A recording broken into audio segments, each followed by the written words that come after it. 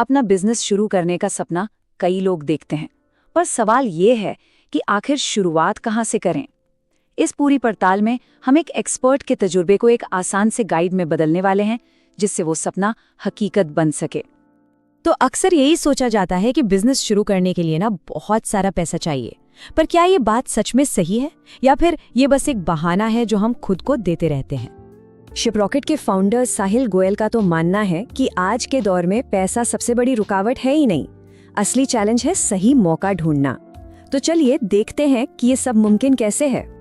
ठीक है, तो चलिए इस गोल्ड रश में थोड़ा और गहरा उतरते हैं। सबसे पहले ये समझते हैं कि भारतीय बाजार में इस समय आखिर कितना बड़ा मौका मौजूद है। अब जरा इस स्लाइड पर एक नजर डालिए।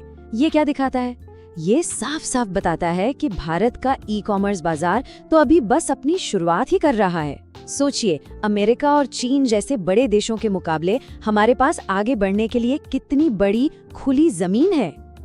और इसका मतलब क्या है?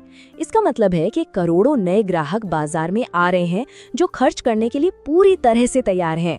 ये नए उद्यमियों के लिए एक ऐसा सुनहरा मौका है जिसे हाथ से जाने नहीं दिया जा सकता। तो सवाल ये उठता है कि इतने बड़े और भीड़-भाड़ वाले बाजार में कोई ऐसा बिजनेस आइडिया कैसे खोजे जो वाकई में सफल हो सके। वेल, इसका एक सीधा सा जवाब है नीश। यहाँ सलाह बहुत सीधी है। एक ऐसी चीज ढूंढनी है जिससे इंसान रिलेट कर सके, कोई शौक या जुनून, और उसे एक बहुत ही छोटे और खास बाजार से जोड़ देना है। इससे होता यह है कि शुरुआती दौर आसान हो जाता है और बड़ी कंपनियों से सीधे टकराने से भी बचाव हो जाता है। तो ये नीश मार्केट है क्या? इसका मतलब है कि एक बड़े बाजार के किसी छोटे से हिस्से पर ही पूरा ध्यान लगाया जाए। इससे होता यह है कि बड़े खिलाड़ियों से सीधी टक्कर लेने के बजाय एक खास तरह के कस्टमर्स की जरूरतों को उनसे कहीं बेहतर तरीके से पूरा किया जा सकता है। और ये स्लाइड तो कमाल की है। ये भारत में कुछ ऐसे ही शानदार नीश बिजनेस आइडियाज दिखा रही है। जरा देखिए, आध्यात्मिक प्रोडक्ट्स से लेकर खास तरह के कपड़ों तक, ये वो बाजार हैं जहां भी कंपटीशन बहुत कम है लेकिन पोटेंशियल बहुत ज्यादा। ठीक है, तो अब जब एक आइडिया है तो चलिए इसे हकीकत में बदलने के लिए जो 5 स्टेप का लॉन्च प्लान है उस पर चलते हैं। तो साहिल गोयल एक बड़ा ही साफ 5 स्टेप प्रोसेस बताते हैं। देखिए, ये गहरी रिसर्च से शुरू होता है और सीधे ग्राहकों से जुड़ने पर खत्म होता है। इसका हर एक स्टेप बेहद जरूरी है, तो इसे जरा ध्यान से समझते हैं। और सबसे मजेदार बात पता है क्या है? हर चीज खुद से बनाने की जरूरत ही नहीं है। पहले से जो सप्लाई चेन मौजूद है उसका फायदा उठाया जा सकता है। जैसे कि किसी पसंदीदा ब्रांड के लेबल को देखकर ही उनके मैन्युफैक्चरर का पता लगाया जा सकता है ना कमाल का हैक।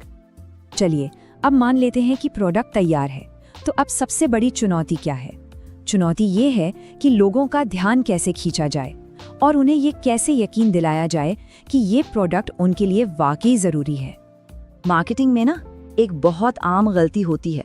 लोग प्रोडक्ट की खूबियों के बारे में, मतलब उसके फीचर्स के बारे में बात करते हैं, जबकि फोकस हमेशा इस बात पर होना चाहिए कि ग्राहक को इससे फायदा क्या होगा, उसकी जिंदगी कैसे बेहतर बनेगी।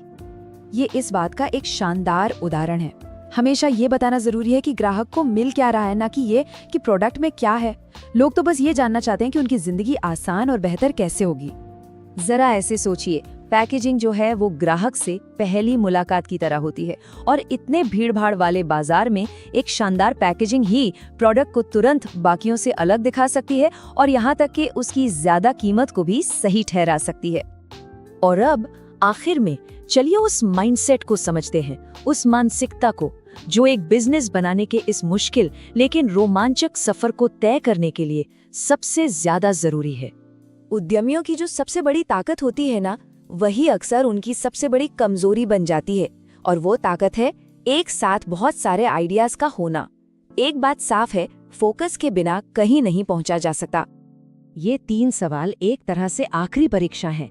इनसे ये पता चलता है कि बिजनेस सिर्फ एक नाइस टू हैव है या एक मस्ट हैव, यानी एक जरूरी चीज है। और एक बात हमेशा ध्यान में रखनी चाहिए, बाजार में सिर्फ जरूरी चीजें ही लंबे समय तक टिकती हैं।